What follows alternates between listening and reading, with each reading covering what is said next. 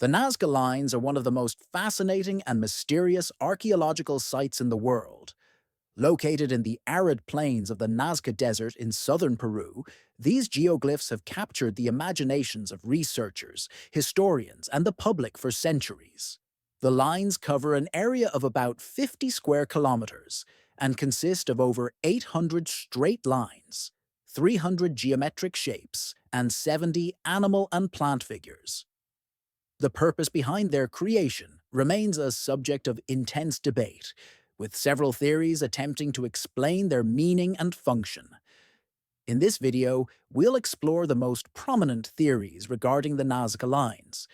One of the most widely accepted theories is that the Nazca Lines were created for astronomical purposes. Many of the lines and figures align with celestial events, such as the solstices and equinoxes, suggesting that the Nazca people used the lines to track the movements of the sun, moon, and stars. This would have been essential for their agricultural practices, helping them predict seasonal changes and plan crop cycles.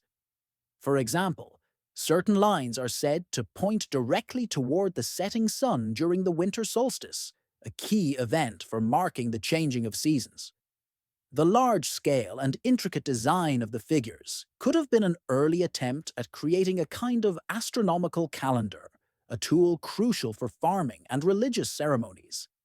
Another significant theory is that the lines were part of religious or ceremonial practices.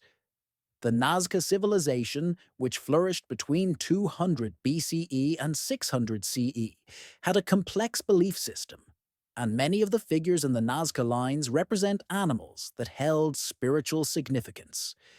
These include figures of a monkey, spider, hummingbird, and condor, each potentially symbolizing different deities or spirits that the Nazca people worshipped.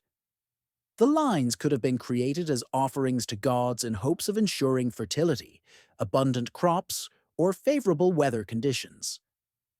Some researchers suggest that the lines may have been a form of large-scale ritualistic art, intended to be seen by the gods from above, calling on divine powers to intervene in the natural world.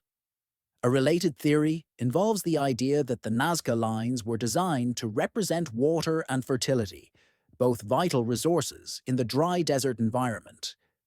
The region is known for its sophisticated water management systems, including aqueducts and underground channels. Some researchers believe that the lines may have been symbolic representations of water, a life-giving force in such a harsh landscape.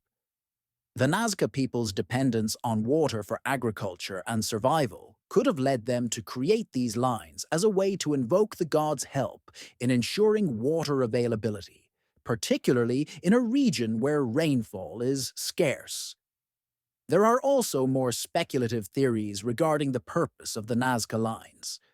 One of the more outlandish ideas is that the lines were made as markers for extraterrestrial visitors.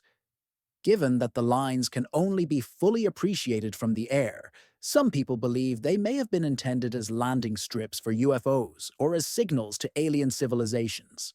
However, this theory has been largely discredited by scientists, who point to the lack of evidence supporting the idea of extraterrestrial involvement. In conclusion, the Nazca Lines remain one of the most remarkable and puzzling feats of ancient human ingenuity. Whether they were created for astronomical, religious, or symbolic purposes, the lines stand as a testament to the complexity and mystery of the Nazca civilization. Their scale and alignment continue to intrigue researchers, and their cultural significance provides valuable insight into the beliefs and practices of one of Peru's most ancient peoples. What do you think the Nazca Lines were for? Let us know your thoughts in the comments.